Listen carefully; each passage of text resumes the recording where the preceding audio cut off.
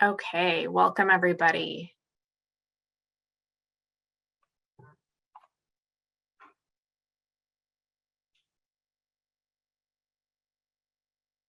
We're going to get started. If folks want to introduce themselves in the chat, please feel free to do so. Today, I'm going to start with our top lines real quick, and then I'm going to go into the meeting principles before we open up for options. So if everyone could just be a little bit patient, we'll go through all of that first, and then we'll introduce staff, we'll introduce any of council members who are on today, and then folks will have the opportunity to introduce themselves. And if anyone has anything that they came prepared to discuss today, you can feel free to put that in the chat while we're going through things, or you can, as we get through the meeting principles. Okay. And it looks like my connection's unstable, so Loretta, please feel free to jump in if I completely fall off. So greetings everyone, and welcome to the June 2022 listening sessions for the California Truth and Healing Council. We have general listening sessions this week, with the first taking place today from 1 to 2, and the next one taking place on Wednesday, the regular day from 6 to 7:30 p.m. My name is Christina Snyder, and I'm a member of the Dry Creek Rancheria Band of Pomo Indians and the tribal advisor for Governor Gavin Newsom. Before we started, I'd like to acknowledge the land I'm joining you from is the homelands of the Patwin peoples. I'm now going to briefly walk through some of the logistics for today's session. First, we are recording this listening session, and it's available for public participation via Zoom and dial-in. The recording and summary notes will be available on the CTHC meeting page and blog when they're ready. For those interested in the council, ongoing updates, including listening session recordings and the listening session summary documents, are available at the California Truth and Healing Council updates blog at catruthandhealing.com. You can also get updates for events by following the Governor's Office of the Tribal Advisor on Facebook, Instagram, or Twitter. Additional details, including meeting dates, agendas, and background information, are available at tribalaffairs.ca.gov/CTHC. If you've not already done so, we'd appreciate if you could update your name to let us know who you are. And as we get into the discussion portion of today's session, we would appreciate if those that are comfortable could go on camera. We're going to start with brief. We'll do that right after I go through the meeting principles. But at the point in which we get to introductions, those of you who have joined us can introduce yourselves and say anything and share anything that you'd like to with the group. And then we will dive into a quick overview to get everyone up to speed on recent updates. And then we'll go into the open listening and discussion portion of today's convening. If you'd like to speak at any point, you can raise your hand and I'll call on you. If you're using the Zoom app, you should be able to raise your hand using the app controls, but you can also use Alt-Y in Windows or Option-Y on Mac your hand. If you've dialed in, you should be able to raise your hand by pressing *9. You can also email written comments to info@catruthandhealing.com at your convenience. I'd also like to stress too, if you've spoken multiple times, we may not call on you just to allow for others to speak, but we may follow up with you on the side or ask that you put your comment in the chat. We just want to make sure that everybody feels comfortable speaking and that people aren't dominating the conversation. But do want to encourage that we have kind of a lively and interactive discussion. So before we begin, I'd like to remind participants that all of our council members, council staff, and many of you are members of the population seeking collective healing. So I ask that you engage with the council, our office, and each other with respect and with your whole heart in a healing mindset. Many of us doing this work are navigating systems that were not built for us to make change that was never contemplated. This in itself takes an enormous amount of patience and emotional integrity, and we're all doing our best to make strides in these spaces. So thank you again for joining us. And I'm going to very quickly go through the meeting principles before we get started with introductions. So I'm going to share my screen real quick. And it would probably help if I opened up my PowerPoint.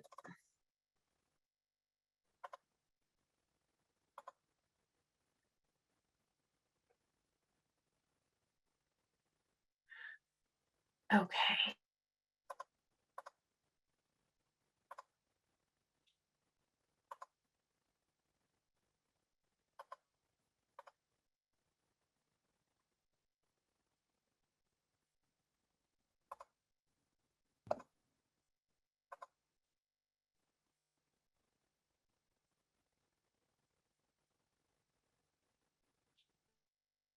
And Loretta? We can see it, but it looks like it's in presenter's view. Okay. Hold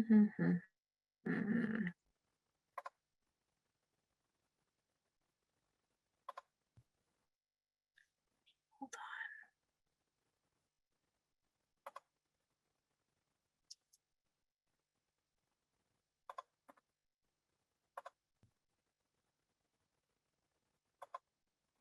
There you go. We're good. Okay. Great.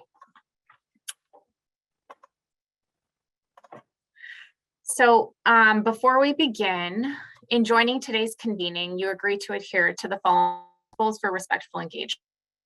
Copy of the principles is available for your use and review at the tribalaffairs.ca.gov/CTHC at the resources page. So if you just click on resources, it's with all the resources. And refusal to adhere to these principles, which apply to all participants, including governing council members, staff, and community members, whether present or not, may result in your removal from today's meeting. In order to create a space where participants feel welcomed, respected, and able to speak comfortably, we'll uphold the following principles in all convenings of the council. We ask that all participants, which include council members, authorized representatives, staff, moderators, and the public, work towards sharing in their stewardship. If you're a participant in a convening with the council, we ask that you engage in the work of the council and with others in an open and respectful way. Engage in behaviors that will make others feel welcome. Take care of your emotional, mental, spiritual, and physical well-being, and seek support as you need it. What does respectful engagement mean? This means affirm the person, but critique the ideas. Provide feedback constructively and with the intent for mutual growth. Welcome feedback and challenges to your opinions. Avoid contributing to assumptions or generalizations about tribes, tribal communities, or other groups. Do not ask individuals to speak for their perceived group, speak only for yourself. Offer participants the benefit of the doubt. Spirited discussions are expected on these topics. See this as a sign that folks are engaged and care, and remember to be respectful as you speak, read, and listen. Honor confidentiality. Do not share others' experiences or information without permission. Assume that you have relative privileges and both explicit and implicit biases. Know that others may or may not have had similar opportunities, experiences, and background as you. Recognize that their contributions are equally valuable. For those from dominant identity groups, refrain from contributions that prioritize dominant experiences over those who have been marginalized. Welcoming behavior. Make behavioral adjustments for virtual communication. If you wouldn't say something to someone's face, refrain from saying it virtually by voice or text. Know that use of strong language, capital letters, and exclamation marks can easily be misinterpreted online as unwelcome yelling or aggressive behavior. Remember that tone doesn't carry via text. People might not realize that you're joking or being sarcastic. Leave space for others to engage and express comments and ideas if you've spoken recently by letting people finish their thoughts before adding new ones. Personal well-being. Take steps to ensure your physical comfort. Some examples in virtual meetings include shifting your sitting and standing position often, taking a purposeful deep breath regularly, raising your eyes to look beyond the screen, and or sitting back from the computer when possible to relieve eye strain. Keep a glass of water nearby and take sips throughout sessions, and please consider physically leaving the computer during breaks. Participate as you are able to and adjust your presence as needed, whether that's turning off video or stepping in. It's not expected that all participants will or should be present for the entirety of the council's work. We know and support that you'll take time to eat, take care of your families and pets, but be aware that virtual convenings will be and available to the public. Set up supportive resources such as food, water, ergonomics, and privacy while offloading responsibilities if possible in advance of convenings. Plan for breaks and stick to them. Seek support from your own networks or from providers as needed. And please alert council staff to any concerns as soon as possible by emailing info@catruthandhealing.com. Seek support. We recognize that participants that they do bring their entire selves and histories with them to the council, and that topics explored during the course of this work may stimulate emotions and thoughts that would benefit from accompaniment and support. Although trauma responses can come from a variety of sources and contexts, the Council understands that those who have experienced disparate treatment due to their Native identities may specifically want to seek assistance related to historical trauma and related issues discussed with the Council. Council staff will be providing supportive resources for participants to be available for the duration of the Council's work. Okay, so I'm going to stop sharing and we can turn it over to introductions. So again, I'm Christina Snyder. I'm the Governor's Tribal Advisor, and I serve as the Executive Director for the California Truth and Healing Council's work. I'm going to hand it over to Loretta. Welcome back, Loretta. It's so good to see your face, and you can introduce yourself now. Thank you. My name is Loretta Miranda, Chief Deputy Tribal Advisor and Special Counsel for the Governor's Office of the Tribal Advisor. I am Serrano and Cupeño, a descendant of the Morongo Band of Mission Indians, and happy to see you all here today. Great, and I don't see any council members or governing council members on. So if anyone would like to introduce themselves, you can do that in the chat. You can also unmute your line and introduce yourself to the group. And if there's anything that you would like to share with the group at this time before we go into the overview and updates, or if you just kind of want to have a conversation, please feel free to do so. Hi, Christina. Hi, Loretta. It's Robert. I put all my information in the chat, and I'm just happy to be here again and looking forward to next month, hopefully. Anything doing with education, like I said, I'm on the educational subcommittee. Most of the stuff that I'm doing is writing curriculum for ethnic studies, the American Indian portion, and also hopefully getting curriculum ready for AB 1703 with more California Indian history and the California History Social Studies Framework. So hello to everybody. Hi, Robert. Welcome back. Would anyone else like to introduce themselves to the group or say anything at this time? Lena? Aloha, UK. Lena Bauman. Sorry I had to cut out last time. We had an emergency family member thing come up. But I am a traditional medicine woman for the Karuk people. I do ceremony with my husband for the Tolowas. Been doing it since 1976. Summer's busy time for us. We're getting ready to head out actually tomorrow or Wednesday morning for a flower dance for my granddaughter up at Umkata for the Karuks. So our life is busy with ceremony during the summer, which is a wonderful thing. It's kind of scary for us now, though, because we're in a time of COVID and how do we keep people safe? So we're always juggling how to do that. Lauren performed a couple weddings the last 2 weekends, so we're recuperating and I'm putting stuff away. But I am so thankful for what you're doing and that this exists. And I do want to become involved. I know last time I had to cut out early, but keep me in mind and I would be more than happy to help you guys. I try to be retired semi. Watch my granddaughter a lot of times, but I'm glad to be here and I'm glad you guys are all doing the wonderful work you do. Thank you. Thank you and welcome. Yeah, it seems like everybody's doing a lot of convening nowadays and it's getting hard to get people to come to meetings. So really appreciate you're all joining and looking forward to all of the community convenings this summer. Would anyone else like to introduce themselves to the group at this time?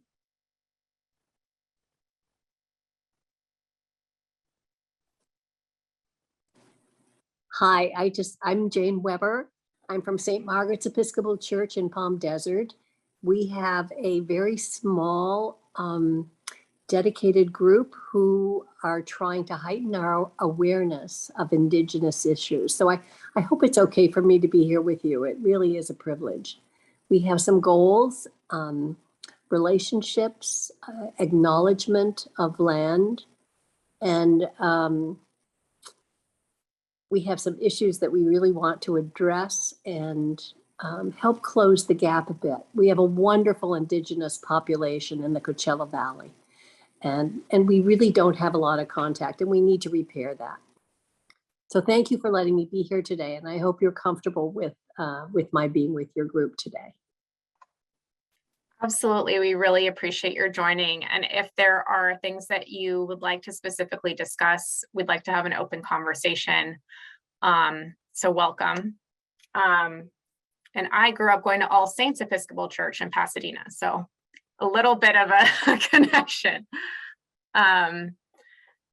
Would anyone else like to introduce to the group at this time?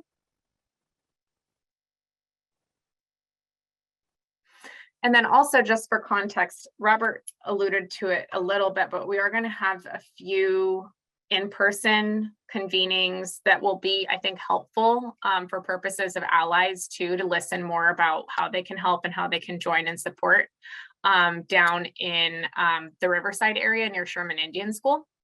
And so those we can definitely highlight as well. Any other introductions? And we do have some introductions in the chat, so feel free to introduce yourself in the chat as well. Great. Okay, then I'm going to keep moving. And then also, if there are folks who are consistent, we'll talk about this in the presentation too, but if there are folks who are consistently here every month and there are things that you'd like to be discussing that we're not discussing, would love to be more responsive to that too. So if you're all kind of like, we know what's happening, you can shorten that and then we can get into kind of discussion. We can do that as well. So just want to flag that for folks, but I'm going to go ahead and share my screen and then Loretta will monitor the chat.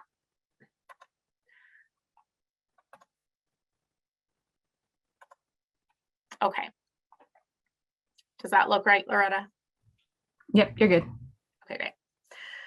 So today we'll go through an overview of the council and its charge to get everybody who's new up to speed or to get people kind of refocused on what the work we're doing here is. We'll then talk a little bit about the California Truth and Healing Fund and some updates there. And then we will talk about the hybrid quarterly council meeting schedule. We'll then talk about future listening sessions, and that's kind of the discussion around both topical sessions that people find useful, whether there are places that are waiting for an in-person session and the like. And then we'll go over the subcommittees and issue area task forces before kind of opening up generally for listening and discussion. At any point in time, if folks are interested in kind of having a conversation that rambles and is tangential, we're okay with that as well. And just want to be receptive to what you'd like to talk about. So what is California Truth and Healing Council? Is a California Native American-led initiative that aims to clarify the historical record of the relationship between the state and California Native Americans by bearing witness to, recording, examining existing documentation of, and receiving California Native narratives in the spirit of truth and healing. The council is led and convened by the governor's tribal advisor and is governed by a governing council of California Native American leaders and may include additional non-voting representatives from California Native American tribes, relevant state and local agencies, and other relevant non-governmental stakeholders. The council will submit a final written report of findings to the governor's office by 2025. And we're likely going to, we'll see how it goes, but we may extend that timeline just because of some of the constraints that we've had due to COVID-19, but we'll keep you all posted on that. The final report should reflect a holistic understanding of the historical relationship between California Native Americans and the state. It should also, or it can also make remedial recommendations and consider how to prevent similar depredations or policies in the future. These recommendations will be considered and adopted or developed by the council in real time. So what I mean by that is that recommendations can come from allies, they can come from tribes, and they can be basically discrete recommendations that say, hey, if you make these amendments to legislation, if you add these, or if you these budget pieces, these are things that could actually make a difference for both addressing what happened here, but then also making sure it doesn't happen again. These can be recommendations to improve policy, legislation, or funding for California Native people. And the proposed approach is that the task forces will propose recommendations to the deliverables subcommittee for its review and approval as their sub-reports are drafted. So basically, the proposed approach is the issue area task forces that will come together in the next few months will be doing issue-specific work that will include both the historical examination and that narrative. Also will come through with its own kind of, these are the top 10 things that need to happen in this issue area. And those will be vetted by the deliverables subcommittee to make sure that they make sense within the context of the purview of California and what it's able to do, or within the envelope of what people based in California that can be allies are able to do. Or if there are asks because we need the help from federal government as well, those can be in there as well. The council welcomes and encourages all available methods for public participation, and participants are encouraged to observe all meetings of the council, submit written statements to the council, make oral statements and testimony to the council, participate in interactive dialogues, panel discussions, and informal meetings, organize and host affiliate events on issues relevant to the work of the council, and join the work of the subcommittees. Really, I think the limitation is where without consulting with a tribe and getting the express sign off and consent of the tribe, wants to submit to the council as part of the record, but is not, representative of that tribe. That's where we would say, hey, this is not, we want to accept it from the tribe. That's one thing. If it is like an ally organization or an organization that is seeking to do better and has a record of its own kind of role in this, also accept that as well, as that can help fill out that record. Tribal consultation. If you are conducting ongoing consultation meetings, and you can reach out to info.tribalaffairs@gov.ca.gov if your tribe is ready to meet. We're flexible about the method and mode of meetings. Meetings can be recorded and transcribed, and basically we put will be. This is where you want to have a meeting, and that will be your official submission to the record. We can do that. If that's not where you're at yet, we'll just kind of have an informal meeting to chat. Tribes can share as much or as little as they're comfortable with, and we'll kind of go over what is kind of a public document in the context of this work. What is something that, like, if a tribe doesn't want to share it because they have concerns about privacy, what are their options? And we'll just have that conversation. I've also had conversations with folks who work with tribes where really what they'd like to do is kind of have some initial meetings where we just get to know each other. And I'm perfectly happy doing that as well, so that we can kind of talk about options and what we're trying to accomplish here.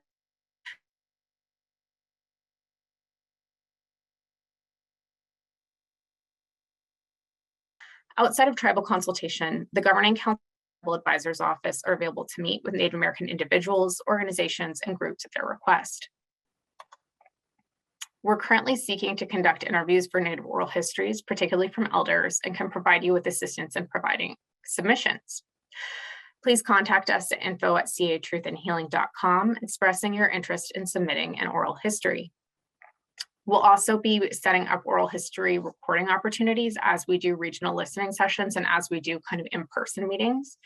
And we'll release signups for those dates and times as they become available. And so just to kind of make this feel more real, when we have meetings that are hosted by an institution, for example, one of these or CSUs will also be requesting space to be able to do oral histories for people who'd like to sign up for those.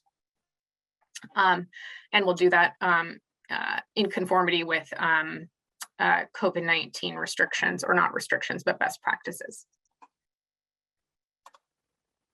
So now I'm going to do a quick overview of the California Truth and Healing Fund, and then also a status update. So the California Truth and Healing Fund is a partner fund that's on the private side that was created to basically be a mechanism for quickly and out to tribal communities to help support this work. And then the long game is to support some of the remedial recommendations. So for right now, it's basically like, hey, if you have something that you know is aligned with the principles of the council funded, if you want to do your own oral history project, or your own tribal history project, or your own tribal, fund a tribal researcher, or some work for your tribe specifically, you can go ahead and apply for this fund. If you would like to have a consortium of tribes go in and kind of do like a, based on our shared history, we'd like to do a joint submission and then fund that. Or if you'd like to even just fund elders being able to come to in-person meetings and the like, that's what this fund was created for short term. Long term, those calls to action and those recommendations would then, this could be that vehicle for those recommendations to the extent that the state is not able to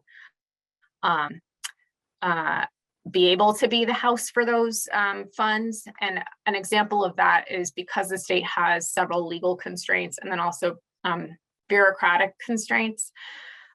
Money going in and coming out takes a long time to process. And has to be done according to certain kinds of spending rules. And this vehicle is a little bit more nimble in that it could potentially seed different endowments throughout the state, regional endowments for certain things, to what Grayton just did for descendants, non-members, and non-federally recognized California Indians for the UC opportunity. So the California Truth and Healing Fund has an advisory council of Native peoples, and we've got 3 governing council members on that fund as advisory members. And then we've also got 2 private individuals who are Native from California as well, helping advise the fund, and we'll also go through and vote on the final funding decisions. So we've got Mark Macaro, who is tribal chairman from the Pechanga Band of Indians, and is a council member or governing council member. Frankie Myers, the vice chair of the Yurok tribe and a governing council member. Kusla Kessler Mata, a professor at USF and a council member. Erica Costa, who is an attorney or is an attorney and then is also Pomon Wailaki, and Chad Lowry, who is an educator and is Yurok, Maidu, and Achuami cultures. I'm going to stop sharing for just a minute and then go to the website.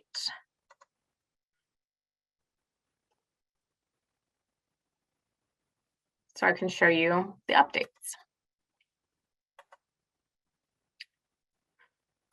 Okay. And can you see that, Loretta? Yes, we can see it. Cool. So the first round deadline has been extended until June 29th, 2022 at 5 p.m. Pacific time. And again, just to give a view of this fund, the current eligibility is for California Native American tribes, so federally and non-federally recognized tribes, but non-federally recognized tribes need to apply through a 501c3 or be fiscally sponsored by a 501c3. And this is just because purposes and the structure of the fund.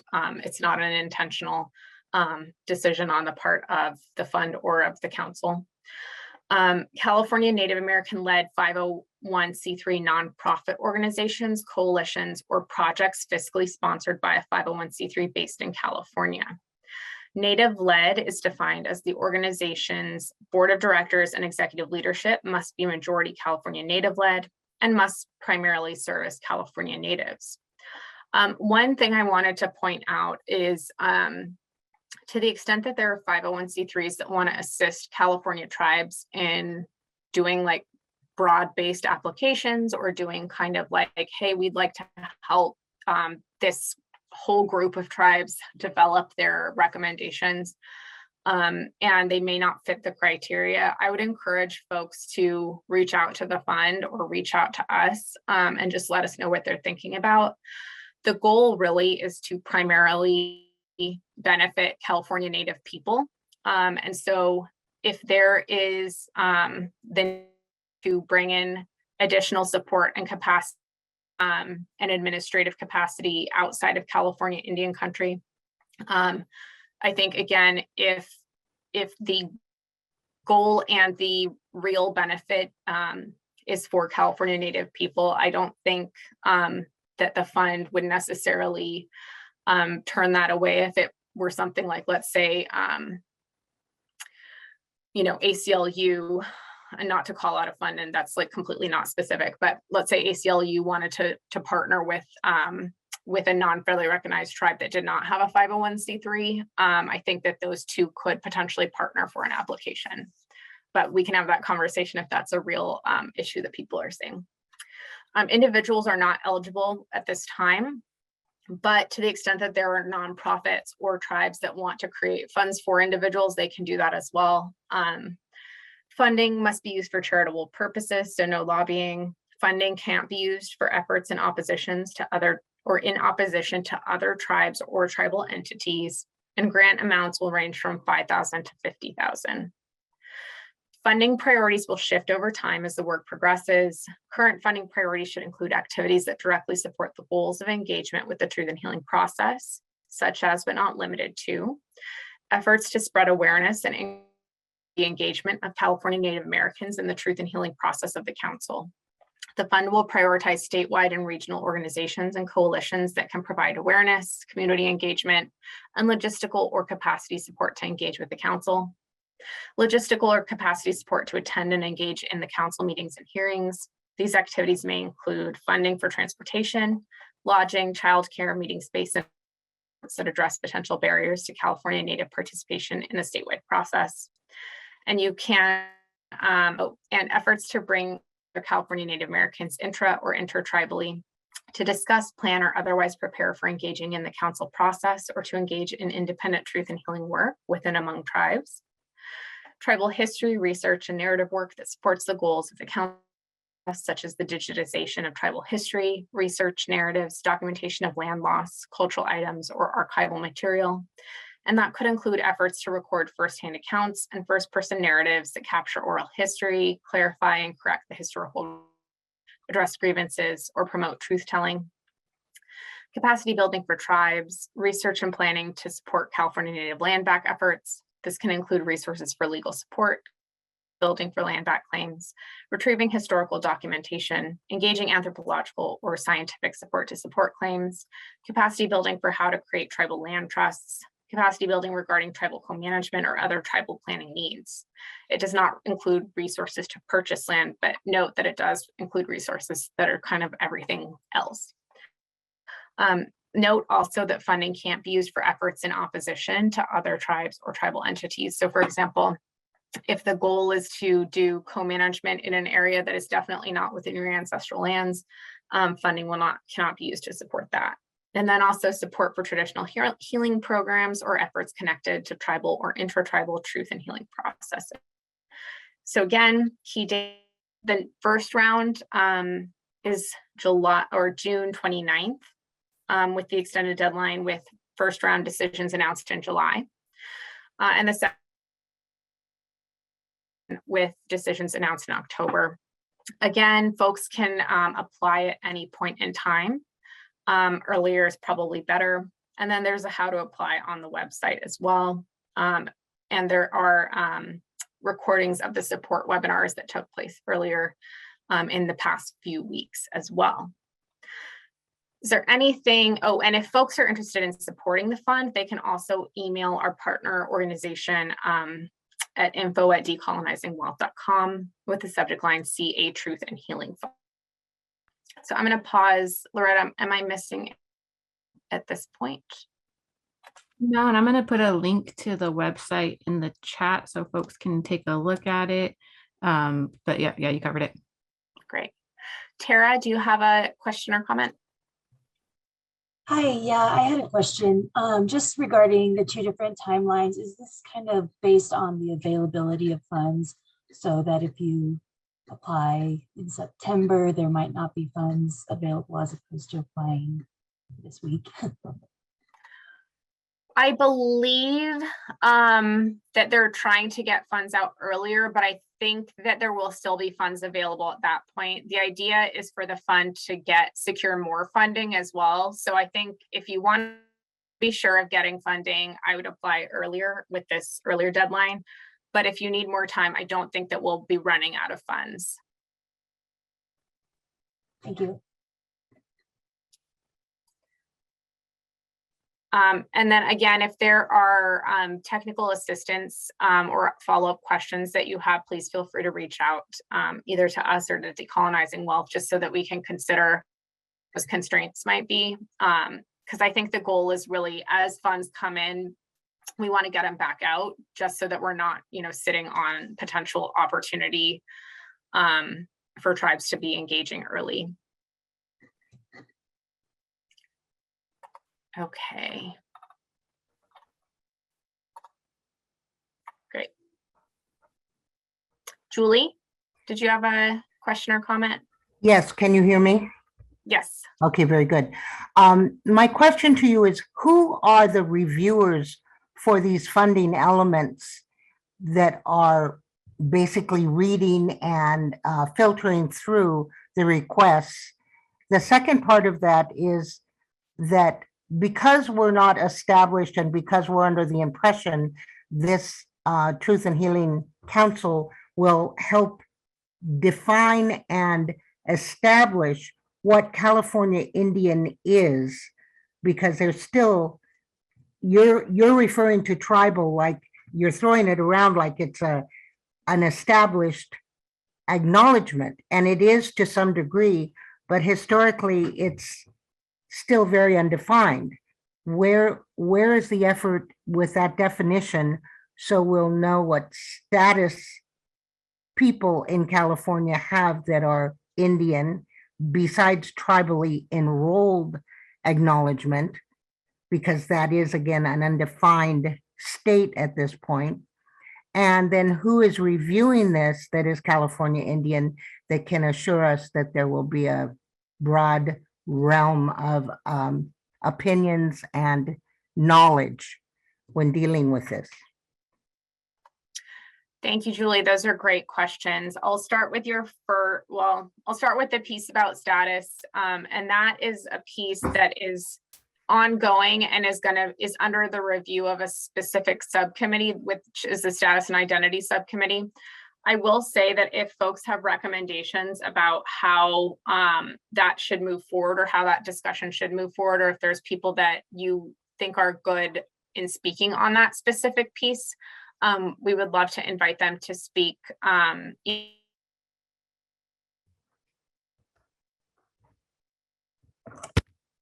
one of these listening sessions, or in to looking at some of the other models that are seeking to address in as, kind of cast as wide a net possible as what California Indian could mean. And so we're looking at, we've looked at the grades.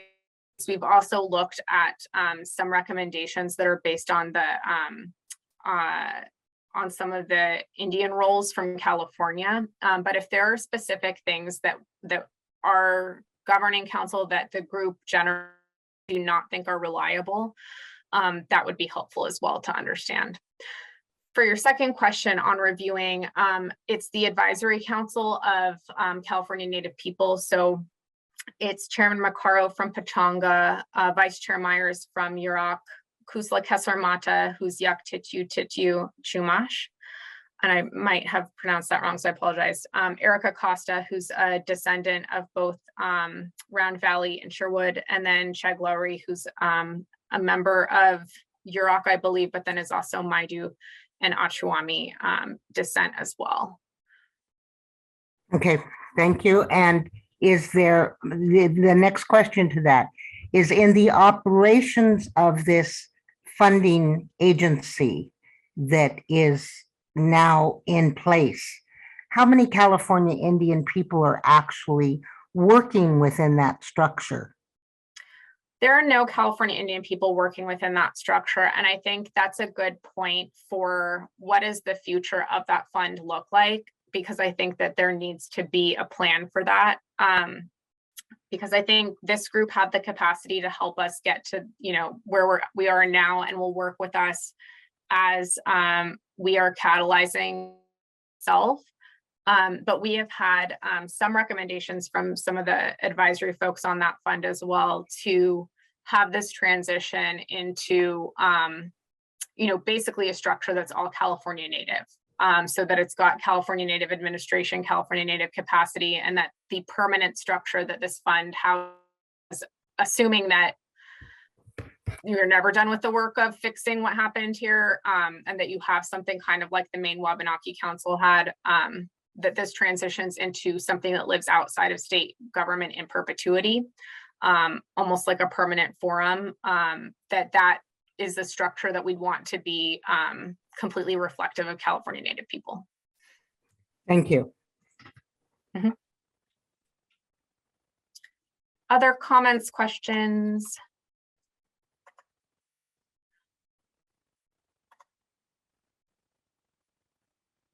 And then I think, again, where there are folks that feel like they have capacity to help tribes develop proposals, we would love to help facilitate some of those connections.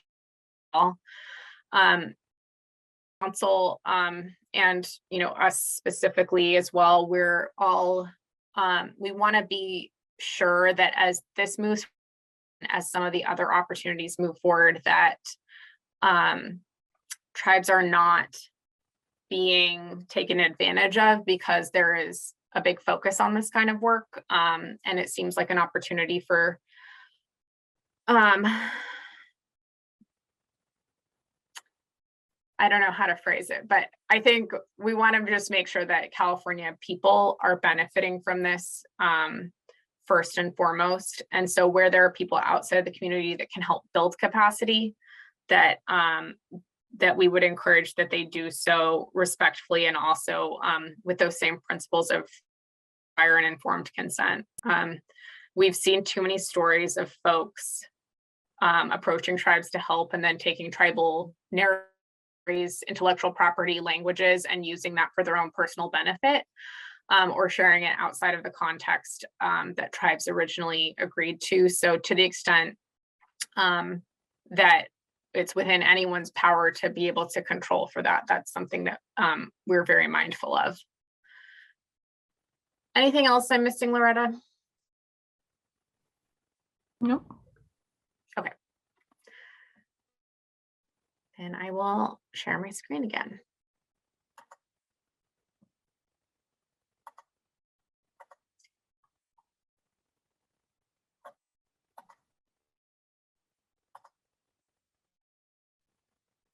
You're good. Cool. Okay. So 2022 council meetings. We are now in the regular quarterly council meeting and hearing phase of the council, and we're using a hybrid model to conduct regular meetings and hearings. The first hybrid regional meeting was on March 17th and 18th in Sacramento, and we've got the recording up on the YouTube as well if folks want to take a look at that. And really what we're trying to do as we move forward is have the regional meetings and hearings kind of tack onto things that the community is already attending, just so that we're not pulling away from things that people are already wanting to be at. Also, because we know that now people are semi-able to meet in person, that there's about 1 million meetings happening at this and convenings, and it seems like every single person is getting married this year as well. So we're trying to be mindful of people's time, but also plugging the council into meetings where it makes sense for them to plug into. One thing that we are, it's still out there a little bit because we heard that it was rescheduled, but one thing that we are going to try to tack onto is the Sherman Indian walk that was scheduled is at a day for a business meeting and a listening session on the end of that, so that we can also help draw in attendees for things like that. And then the next quarterly meeting was going to be, but there's a lot of things happening all at the same time, and we also want to make sure that we're being mindful of ceremony. We are doing the early meeting on September 15th and 16th, Loretta? That sounds right. 15th and 16th, and that will be in San Francisco. So if folks are in San Francisco and have ideas about side events that they'd like to do, or about programming, or you'd like to get ready for your testimony or help kind of shape that, we would love to hear from you. We're partnering with the Friendship House SF as well, who will help us hold some and want to make sure we have a nice in San Francisco. We will make every effort to make sure that parking is not a hassle for everybody, and make sure that everybody can get there easily. And so that, again, for folks that are thinking about planning or thinking about how they want to build out their engagement with the council, those dates should not change. And that's 15th and 16th in San Francisco, with probably a Wednesday evening side event as well, but we will keep everyone posted on that. And then we are also looking at in October, there is the ATALM conference at Pechanga. And they're also doing some programming with Sherman Indian Schools. So we are planning on Loretta. Sorry, you cut out a second. I think you were saying we're planning on doing something for that October conference down at Pechanga, which, yeah, we're still very, these are tentative stages of planning everything, but we really want to, like Christina mentioned, kind of plug into those community events that are already occurring. But yeah, I think it was, I want to say October 28th. 28th, yes. Great. So October 28th, we'll be having a regular business meeting of the council. And before September, just so folks know, we are going to have another business meeting so that they can vote on the creation of all of the issue area specific task forces and the subcommittees, and bring more people into this work, and then kind of organize how that work gets done as well. So we'll keep you all posted on that. Go ahead. So let me just confirm the September dates. I got a message because the sound was cutting out a bit. That was September 15th and 16th, correct? Yep. And then again, we're always open to kind of plugging into these events. So if there are events in your communities that you think would be a really good idea for us to kind of try to plan something around, please reach out and let us know. Yes, we would love to. Sorry, my Zoom is zooming all around. Well, I don't know where it went. Okay. Okay. Yeah, no. And so if you have events, if you have convenings that are similar to what the work of the council is, as Loretta mentioned, that's exactly what we're trying to plug into, whether it's a regular quarterly council meeting, whether it's a business where we just tack on the business meeting, at the beginning or end of whatever you're doing. Really want to be leveraging those opportunities. And we know that NCAI is also having their meeting in Sacramento this year. So there's kind of a lot happening. So we're just trying to be as flexible as possible. And then the reason that we changed the date for the first quarterly meeting was because there is a meeting of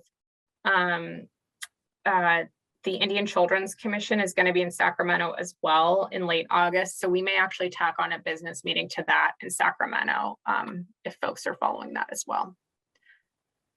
Anything else, Loretta? No, I think, yeah, just please let us know about events that you think would be really good for us to plug into. And again, appreciate, keeping it flexible. We are, recognizing that there's a ton of things going on and want to kind of plan things around those. Great. So hybrid meetings, just so people have an idea of what we kind of try to do around the ones that we're planning fully from start to finish, is we ask the local tribes who they want to speak. So if they have any suggested or proposed speakers to present the story of their tribe or region to the council, and that can be elders, tribal historians, trusted academics.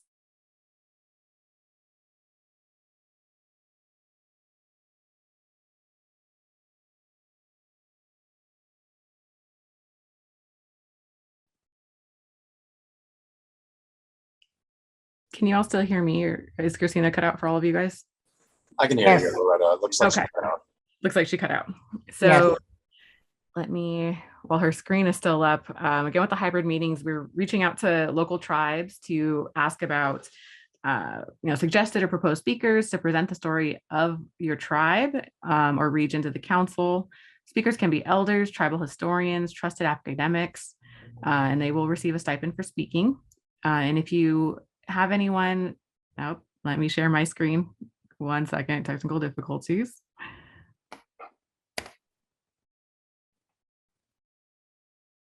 All right. And it should be from slide 20. Thank you, Michael. Let's see, view, no, slideshow. No, slide 20.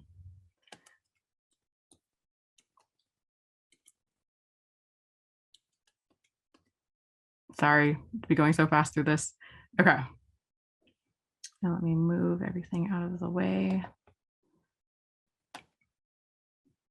So yes, we will be reaching out for the hybrid meetings about proposed speakers, or also be reaching out to for recommendations for providing opening blessings or thoughts for either day of the meetings. And if so, please send us the name and contact information of the person your tribe recommends. And also, would your tribe or representative like to have the opportunity to tell your story, the story of your tribe at a location outside of the meeting site? We're happy to set up those additional meetings.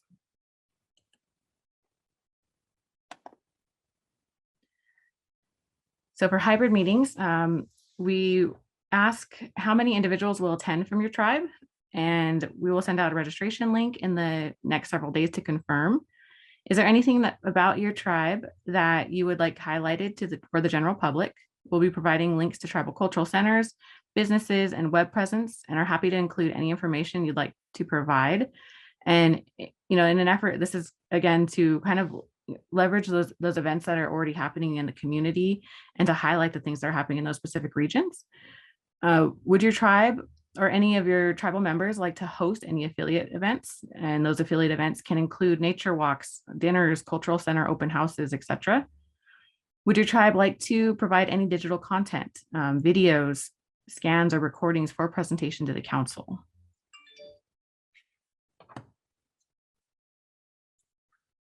Christina's asking if she got dropped. Let me just fill her in. I realized I got dropped. Sorry, everyone. Keep going. Great job, Laura. I can't see anybody else, so I feel like I'm just talking to my laptop. But so for the regional hearings, so in addition to the quarterly meetings, the council will hold regional hearings throughout the state. If your tribe or organization or institution would like to host a regional hearing or have a topic you'd like to cover or like us to cover in a regional hearing, please contact us at info@catruthandhealing.com. And those regional hearings, again, are to collect testimony from folks. So in terms of future listening sessions, they'll take place both in person and virtually, and we are hoping to have in person soon to be announced. We're working out logistics on that.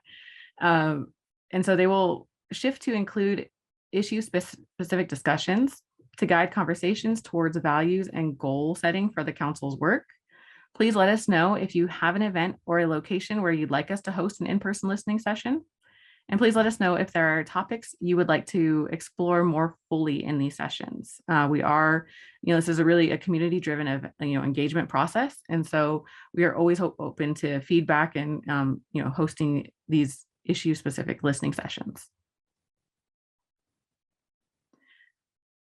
So in terms of the council subcommittees, the council has stood up the following subcommittees: the academic partnerships, the funding partnerships, youth council, which is working on the second virtual convening. We had one in January.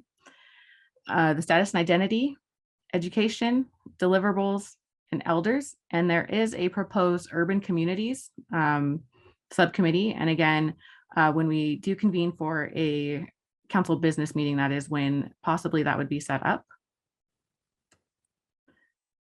And in terms of structuring the work of the Truth and Healing Council, we are proposing issue area task forces.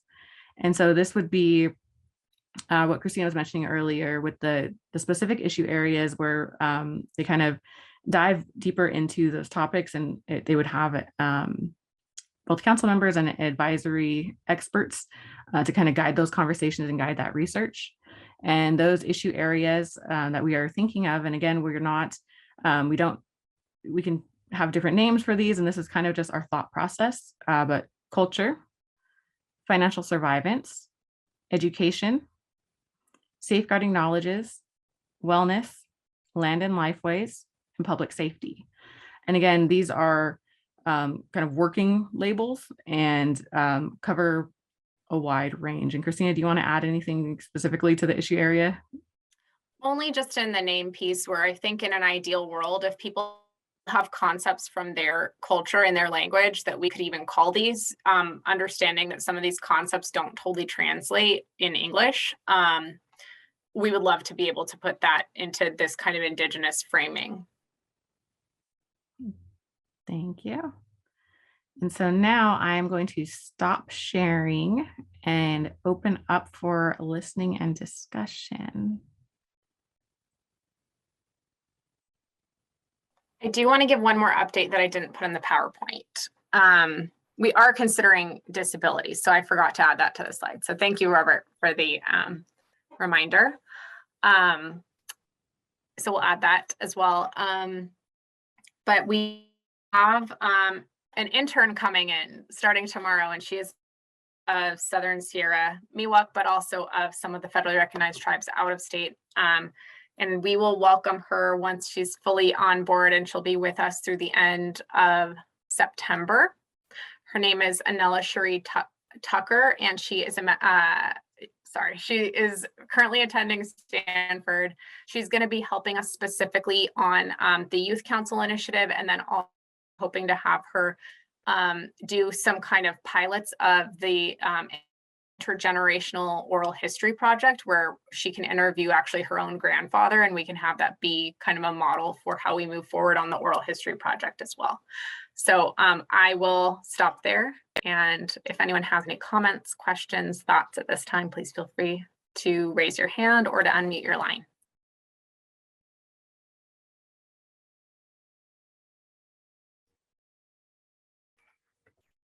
This is Julie Holder. I have been at 3 events that are Indian related, 2 in Northern California and 1 in Southern California. And I am shocked by how few people are acknowledging and aware of what you're doing and what this council and this work is. There are many heritage Indians who have nothing to do with tribal enrollment. And these are the culture barriers, the bearers. We are people who don't necessarily, and a lot of them don't use the computer. They're elders. They don't have access to a lot of things that technology-oriented conversation is about. And I would like a way for you to better facilitate their awareness of when the meetings are and how to access them, so their voices, which are critical to us in all this conversation, will be heard. And that's evident by the 27 people on this website, because I know it's easier to get a crowd when you talk to people in our communities. The second part of that is that, and I will always have a second part because you cover a lot of information in meetings that we really actually need to be talking to each other about. But the second part of that is you have these subcommittees. There's, how do you access, how do you get your name? How do you get involved with the subcommittees? that are available, and where do you find that?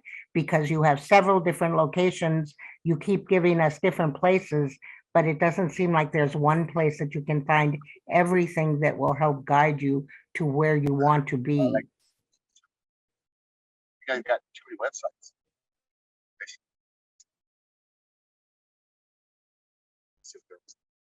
I can't hear whoever's talking, I can't hear. Yeah, it looks like Christina is frozen again. Oh, she's here. Sorry, I don't know what's going on with my internet, but I did hear quite a bit, so I want to be responsive.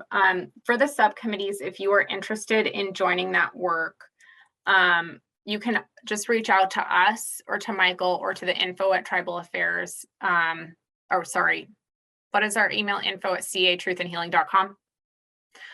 info@catruthandhealing.com, and let us know that you're interested in participating in the subcommittees.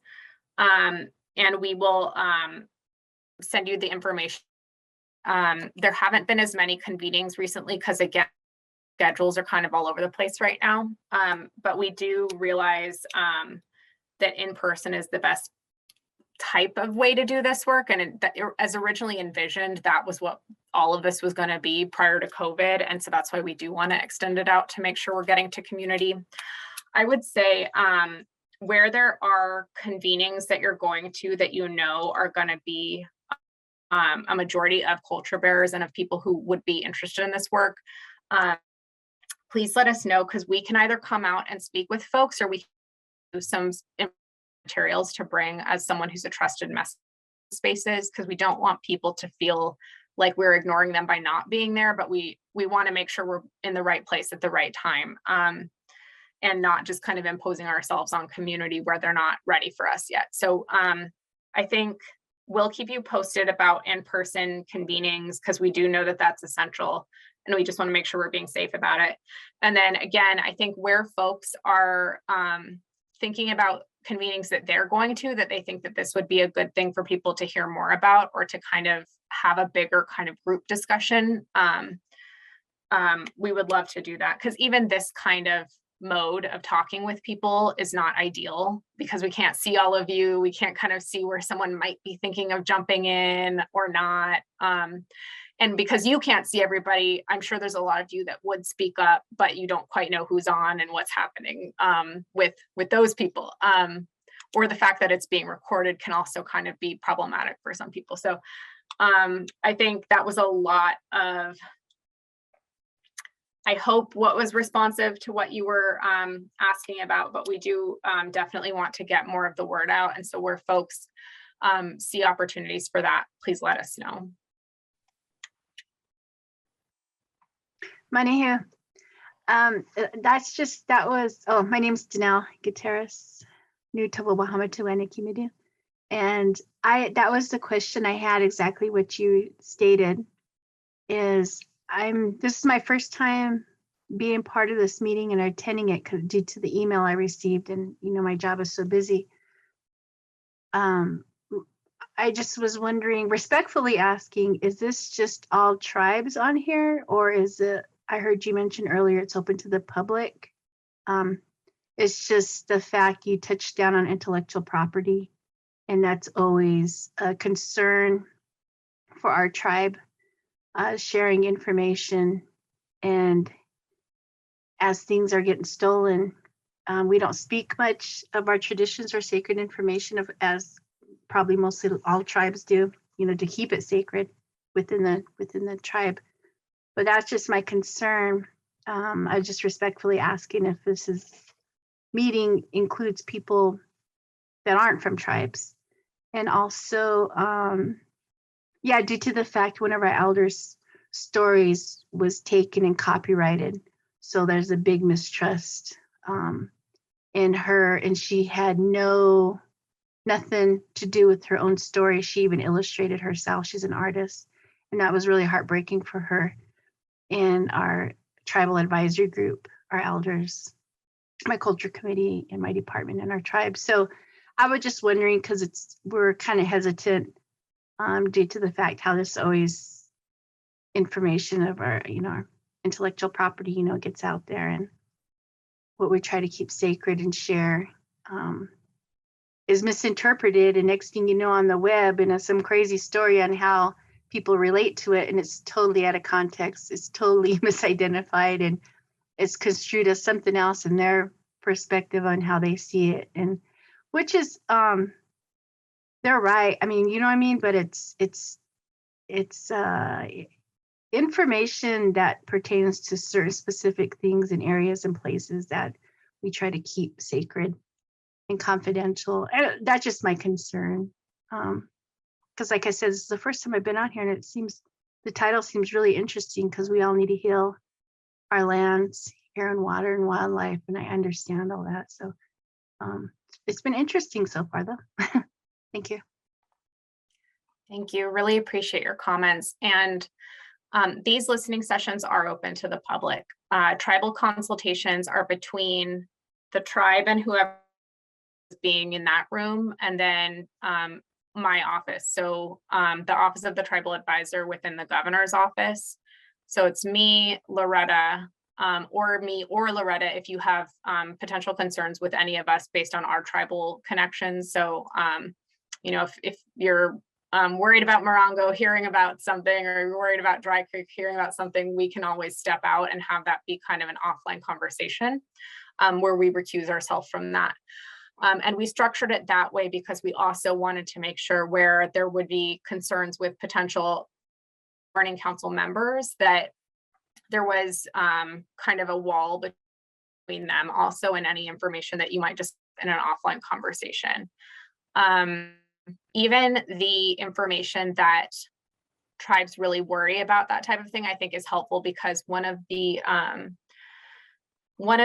issue area task forces that we're looking to stand up is we're calling it safeguarding knowledges, but it's really that kind of like, how do we protect intellectual cultural property, whether it's like basket designs, whether it's language, whether it's, you know, just even people's personal stories from abuse and extractive use. And especially in the context of, we've heard from some tribes who say, you know, we had someone, you know, interview my grandma, and then some other person that we don't even know about, who's not even related to us, keeps saying that that's their grandma. And it's like a whole thing. And it's like just more taking and taking and taking that we don't want to facilitate. So even the idea, if a tribe wanted to talk to us about that history extraction, so that we could have even like something that was aggregated and anonymous, just say like, hey, this is a major concern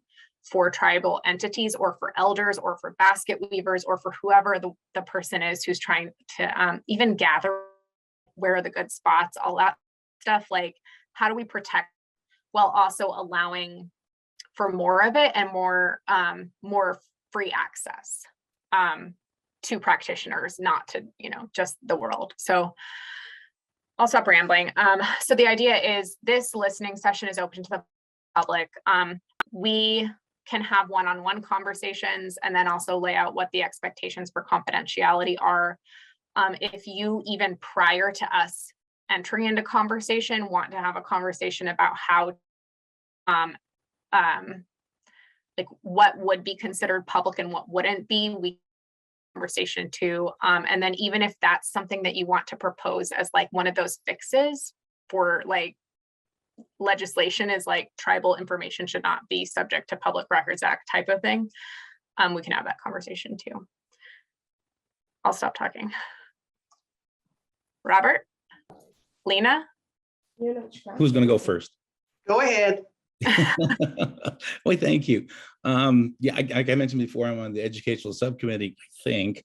But anyway, just a quick update with what we've been doing in terms of Indian education in California is basically that 1703, which I mentioned before, more California Indian history and the history of social studies framework. And the bill looks pretty good. It went through the assembly, it's gone through appropriations, and I believe it's still in the Senate, right? Do you know, Christina, Loretta? Last time I heard from James, it was going into the Senate, and I know he hadn't put it on the floor yet. But anyway, it looks pretty good to go through. So when that happens, we're going to just people developing curriculum, and that's what I want to be careful and warn people about. That is, I've heard different consortiums, who ethnic studies consortiums say that we've got this wonderful program. And then when I look at who's doing the American Indian component, it's an elder and then someone else from the tribal council, and it's not influxed with the curriculum. So I don't know what the program is trying to do, is saying, here's the information, you take it and you write your own curriculum, which is okay. But then again, I would highly recommend that they go to the local tribes, which again, there's another bill that James put through under Title VI for local tribe consultation with education within the school system. Also, what else? We've got Cal NEGPRA. Cal State's working on their Cal NEGPRA. I'm just saying that because I'm bragging, because we're pretty much finished with ours. San Manuel students are coming down to CSUSB. Riverside Unified School District have their ethnic studies workshops coming up on July 29th. So that's very promising, considering that's where most of the shenanigans took place with that one math teacher. Let's see, we just had our Coyote Rising for incoming freshmen at CSUSB. So we've been busy. And again, we've been here since day one, Christina and Loretta. So, when we're talking about 27 participants here, that's super. It's great, considering, we had 3 and 4. So it's grown so much. And again, having this listening sessions of variable times too. That you guys did that in consideration of, people work, they can't get on. So now we've had dinner with Christina and Loretta, which is all good and well. Other than that, so far, we still have to meet in terms of the other members of the subcommittee. But again, that's what we're doing locally down here. And we're really excited for you guys to come down. I'm excited. So I don't know about anybody else, but again, we just welcome you so much to come and visit. So again, I put my email address and my cell number in the chat. Anybody has any other concerns about California education, I'll do my best to help them out. So thank you guys again, and we'll see you Wednesday. Thanks, Robert. Lena. Well, I want to address several different issues. One of them was the one that Julie was talking about, getting involved, and maybe not through a tribe. I want you guys, it's important to work with tribes, but it's also important to work with culture bearers, because tribes have become businesses. Tribes have become focused on other areas besides the healing of their people, their culture. So it's a touchy subject, Lawrence tribe put him through hell just out of meanness, and it almost destroyed him. And when you're talking about expertise in the areas, he covers all those areas, being an educator, a basket maker, a ceremonial leader, regalia maker, a linguist, you name it, he's run the gamut. And the tribe's the one who tried to destroy him. So you got to be careful when you want to get this information from people, because what's happening, what I've seen happen, is that a lot of the tribes are becoming businesses, and they're losing that focus on culture, society. You have the communities out there, but they're not necessarily facilitated by the tribe or approved by the tribe, but we still have ceremony going on. We still have healing going on, but sometimes the tribe's not the best way to do that. So getting a hold of culture bearers, because all the culture bearers know who the other ones are, and getting out to the right people is important.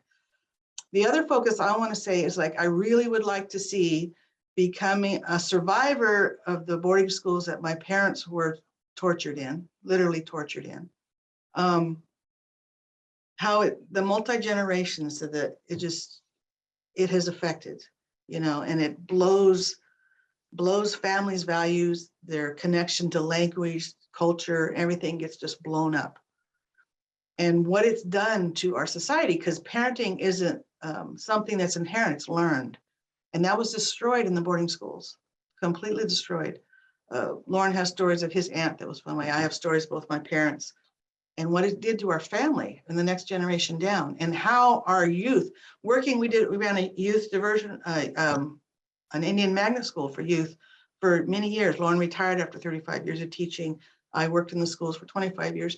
And that hole that's in our youth soul, that void, there's many in the communities that try and heal that. We wrote Indian curriculum.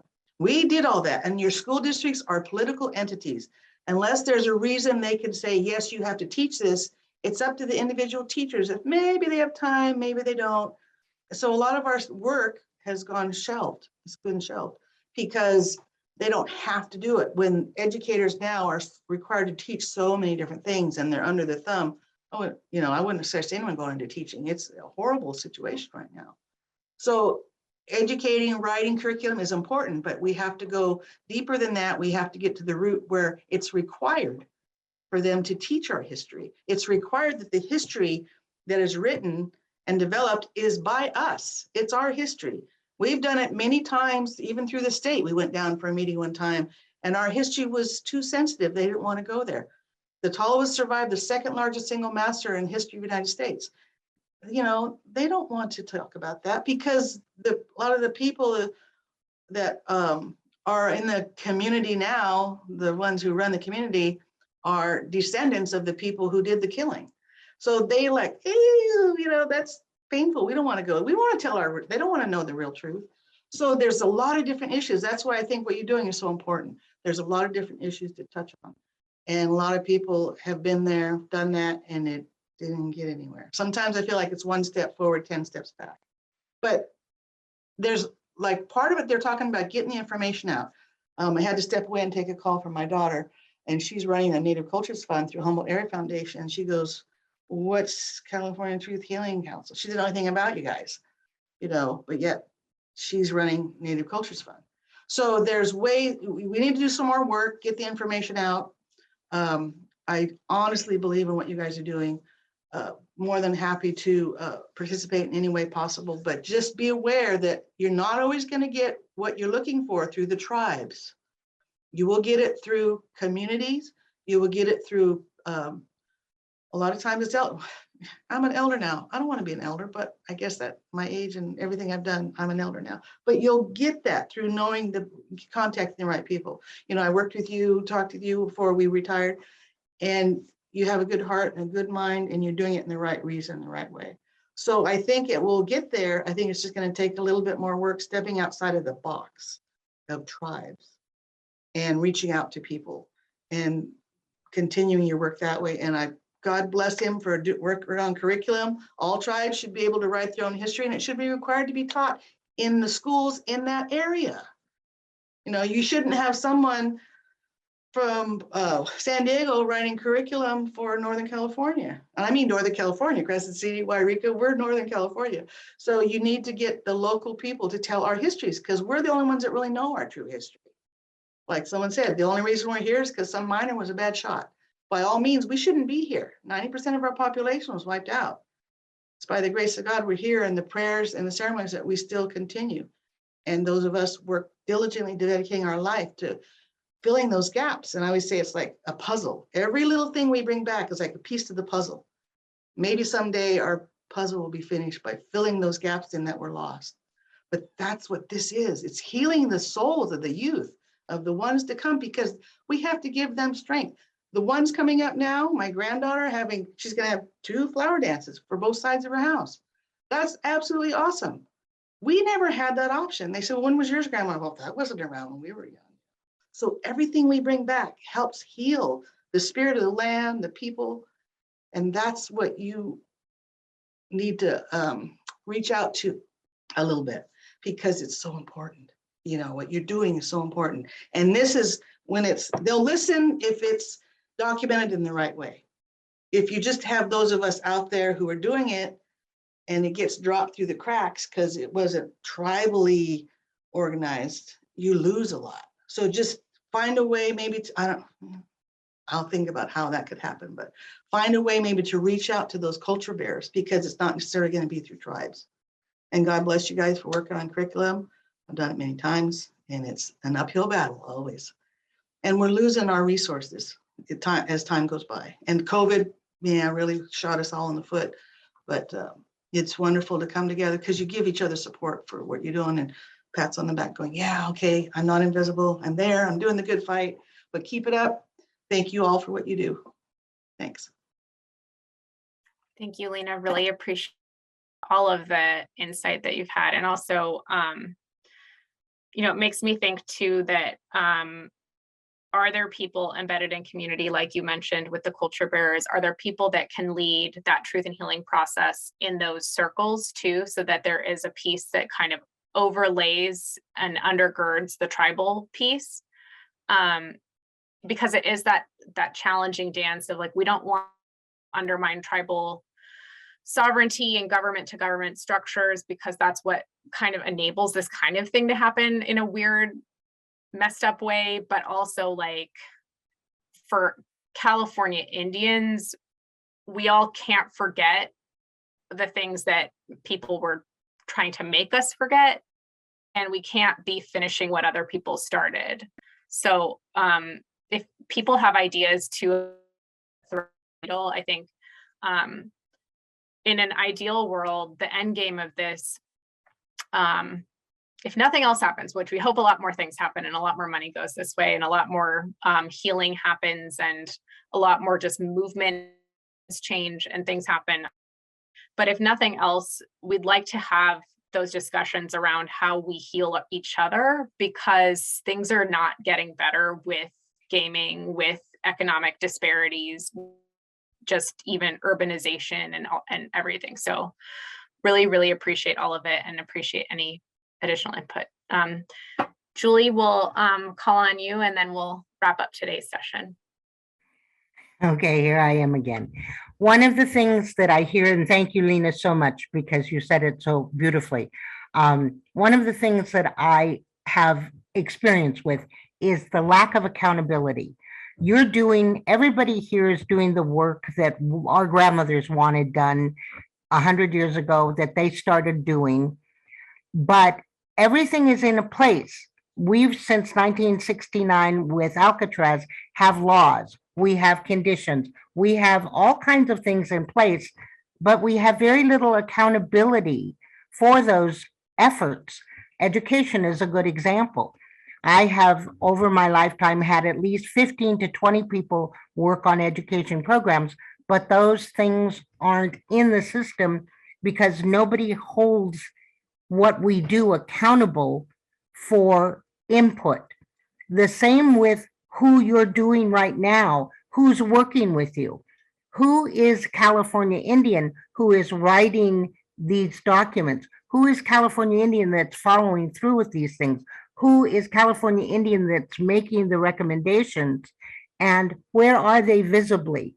That's one of our issues that has been ongoing, the accountability of it, and who is there, who's actually speaking our words, which are hard to get in the system and don't come easily when your boss is not sympathetic to your effort or doesn't have any value to your effort. And that's what we see happening constantly. And that's as big an issue as all the other issues that we face, is how do we make this system accountable and answer to what it is we're actually doing that's there, has been there, and continues to be issues. That's it. Thank you, Julie. If you have a proposal that we can put into the Truth and Healing work, I think that would change things significantly, because a piece of this is that the system wasn't built for us, and it wasn't built for Native people. It was built anticipating that Native people would all be gone. So I think as we do the work and as the task forces are formed, which they will be writing the specific pieces of the report, understanding how we can make this actually change systems and institutions, I think will be what makes this. And so whether it's that it needs to be housed in perpetuity, or it needs to be part of training, or it needs to be part of, something else, we are completely open to all of that. I am going on record right now saying that I am ready. I've been ready for 25 years since the last effort of this thing. I'm ready now, and I can bring at least 15 of my elders with me. You have my number. Thank you, Julie. You're our first volunteer, so we will definitely be reaching out, and we really appreciate it. Let's get something done. And then just for folks in the chat, there is the CEBA annual gathering, and there's some links for folks who are interested in joining that this weekend. Okay, well, with that, again, please send us all opportunities where you think that we can be helpful in spreading the word, or if you would like to go out and spread the word and you'd just like some talking points and you'd like maybe even something to hand out, we can help you with that as well. And now we have Julie's phone number too. Thank you, Julie. Let me save that. That's not an idle promise. We recorded you, so you can't back out. Thank you. Okey doke.